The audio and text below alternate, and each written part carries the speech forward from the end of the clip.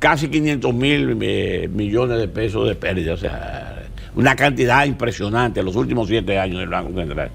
Pérdida que tú no sabes cuándo se va a recuperar, que en algún momento cualquier gobierno tiene que sentarse a discutir cómo se va a compensar esas deudas del Banco Central, porque es una deuda que se va acumulando y eso va a afectar y está afectando necesariamente las políticas públicas. Mira, yo decía, bueno, si tenemos una inflación de 5.1, el Banco Central acaba ahora de decir la facilidad de liquidez rápida que está en el mercado, que son unos 46.000 millones de pesos, no me lo paguen, trasládenlo para el año que viene. Enero.